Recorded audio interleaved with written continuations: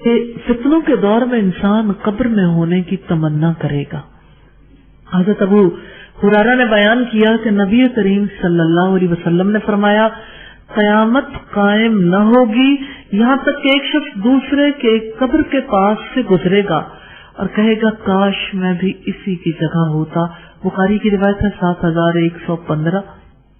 یہ بات آج کتنے ہی علاقوں پر، کتنے لوگوں پر صادق آ چکی، جن کے علاقے تباہ و برباد کر دیے گئے، جہاں پر آسمانی آفتوں سے ماں سوا انسانوں نے انسانوں پر ظلم ڈھائے ہیں۔ وہاں پر حقیقت یہ ہے کہ لوگ جینے سے زیادہ مرنے کی تمنا کرنے لگ گئے، اور آج وطن عزیز کی صورتحال کچھ مختلف نہیں ہے۔ ہم جس طرح کی صورتحال میں مبتلا ہوتے چلے جا رہے ہیں، آہستہ آہستہ گریجولی وقت کے ساتھ ساتھ جس طرح ہم ایک کے بعد ایک فتنے میں مبتلا ہوتے چلے جا رہے ہیں، یہ ایسا ہی دور ہے جس میں انسان جیون سے زیادہ قبر میں ہونے کی تمنا کرنے لگتا ہے۔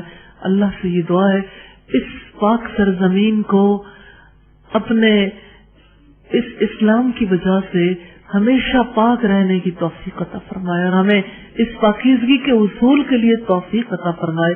اور اللہ تعالیٰ سے یہ دعا ہے کہ اللہ تعالیٰ اس سرزمین کی طرف اٹھنے والی ان نگاہوں کو جو اس فتنوں سے بھر دینا چاہتی ہیں، اللہ تعالیٰ ان نگاہوں کو ہم سے پھیر دے، اور اللہ تعالیٰ ہمیں ہر طرح کے فتنوں سے اپنی پناہ میں رکھے۔ اسی طرح سے آپ صلی اللہ علیہ وسلم سے حضرت ابو ہریرہ نے روایت کی ہے، اس ذات کی قسم جس کے قبضے قدرت میں میری جان ہے، دنیا ختم نہ ہوگی یہاں تک کہ آدمی قبر کے قریب سے گزرے گا تو اس پر لیٹے گا اور کہے گا کاش اس قبر والے کی جگہ میں ہوتا، اور اس کے ساتھ سوائے آزمائشوں کے دین نہ ہوگا۔ یعنی دین پر ہونا انسان کے لیے بہت بڑی آزمائش بن جائے گا، اور پھر آزمائشیں اتنی زیادہ بڑھ جائیں گی کہ انسان جینے کی تمنا کھو بیٹھے گا۔ مسلم کی روایت ہے 7302 نمبر پر، ابن ماجہ کی روایت ہے 4037 نمبر پر۔ حضرت ابو ہریرہ سے یہ روایت ہے، اور روایت یہی ہے، صرف اس میں یہ الفاظ زائد ہیں کہ کاش میں اس قبر والے کے بدلے میں قبر میں ہوتا اور اس کو دین و ایمان کا کوئی رنج نہ ہوگا، بلکہ دنیا کی بلا اور آفت کی وجہ سے وہ موت کی آرزو کرے گا۔ ایسے قتل و فساد اور فتنے پھیلیں گے۔ یہاں سے ہمیں یہ پتہ چلتا ہے کہ قرب قیامت کے دور میں اور فتنوں کے دور کے بارے میں جو رسول اللہ نے پیشین گوئی کی وہ یہ کہ موت کی تمنا اور قبر میں ہونے کی تمنا دین کی وجہ سے نہیں ہوگی کہ دین خطرے میں، ایمان خطرے میں، بلکہ دین کی تو انسانوں کو پرواہ ہی نہیں رہ جائے گی، ایمان کی پرواہ نہیں رہ جائے گی، صرف دنیا کی ہلاکتوں کی وجہ سے، دنیا کی آفتوں اور آزمائشوں کی وجہ سے۔ اور ابن ماجہ کی جو پیشین گوئی ہے وہ اور بھی زیادہ دہشت ناک ہے، 4038 نمبر پر ہے کہ اچھے لوگ مر جائیں گے اور برے لوگ رہ جائیں گے۔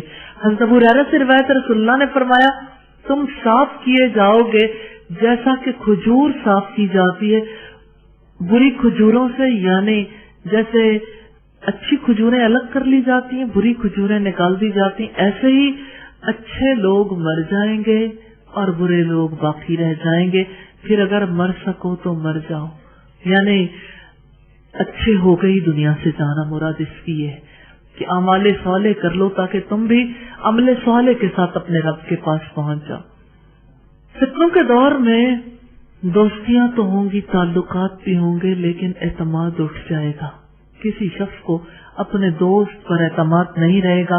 ابو داؤد کی روایت ہے 4258 نمبر پر، حضرت عبداللہ ابن مسعود فرماتے ہیں کہ میں نے رسول اللہ صلی اللہ علیہ وسلم سے سنا، آپ فرماتے تھے، پھر حضرت ابو بکر کی حدیث کی طرح بیان کیا۔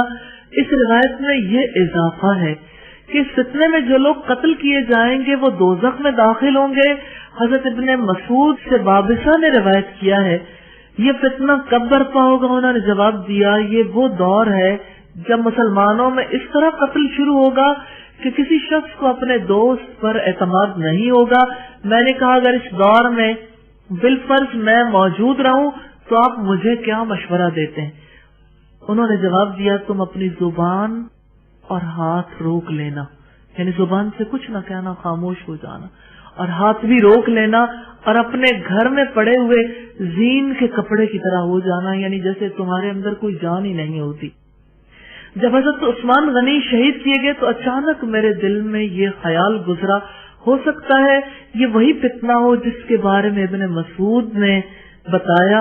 तो मैं सवार होकर दिमश्क में आया और मैंने वहाँ हरीम बिन फातिक से मुलाकात की और उनसे बयान किया तो उन्होंने अल्लाह की कसम खाई कि जिसके सिवा कोई सच्चा माबूद नहीं, कि मैंने रसूलुल्लाह से सुना जिस तरह हज़रत इब्ने मसूद ने मुझे हदीस सुनाई थी। अबू दाऊद की रिवायत है 4258 नंबर पर। एक और खास बात यह है कि जब फितनों का दौर होगा, रसूलुल्लाह ने फरमाया उस दौर के तमाम अफराद मुतासिर होंगे। ऐसा नहीं होगा कि कुछ लोग तो उस फितने में मुब्तला और बाकी लोग बच जाएं।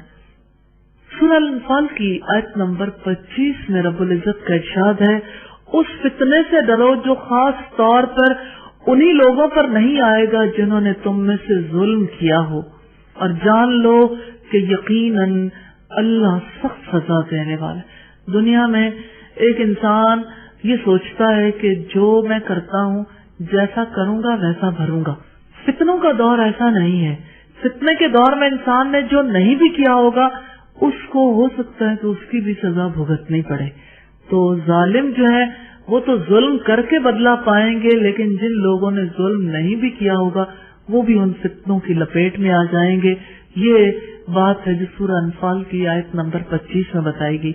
हजरत अब्दुल्लाह इब्न उमर ने सुना, उन्होंने बयान किया कि रसूलुल्लाह सल्लल्लाहु अलैहि वसल्लम ने फरमाया, जब अल्लाह ताला किसी कौम पर अजाब नाजिल करता है तो अजाब उन सब लोगों पर आता है जो उस कौम में होते हैं, फिर उन्हें उनके आमाल के मुताबिक उठाया जाएगा। फिर अबू दाऊद की रिवायत है 4263 नंबर पर, खुशकिस्मत है वो जो फितनों से बच गया। हजरत मिक़दाद बिन असवद से रिवायत है कि अल्लाह की कसम मैंने रसूल करीम सल्लल्लाहु अलैहि वसल्लम से सुना, आप फरमाते थे खुशनसीब वो शख्स है जो फितना और फसाद से दूर रहा, और खुशकिस्मत वही है जो फितने से बचा रहा, जो कि फितनों से दूर रहा यानी उससे महफूज रहा। और जो शख्स उसमें फंस जाए और सब्र से काम ले तो ऐसे शख्स का क्या कहना। इससे ये हमें पता चलता है कि इंसान को जानबूझकर फितने में मुब्तला नहीं होना चाहिए। जैसे पिछले हदीस में हमने पढ़ा कि जुबान बंद, कलाम ना करे उस पे, और अपने हाथ को भी रोक ले ताकि फितने से अपने आप को बचा के रखे।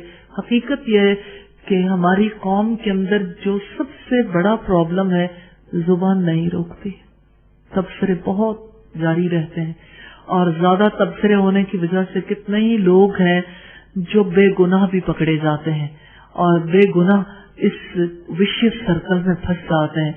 तो जुबान की हिफाजत करनी फितनों के दौर में बहुत ज्यादा जरूरी।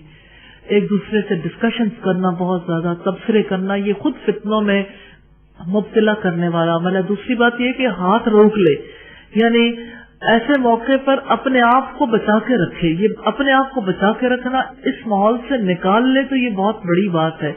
अपने आप को किसी ऐसे मकाम पर ले जाए, किसी जंगल में, किसी वीराने में, जहाँ पर अगरचे उसके खाने पीने का अच्छा सबब मौजूद ना हो, अच्छा सामान ना हो, लेकिन कम से कम अपने आप को इन फितनों से महफूज कर ले।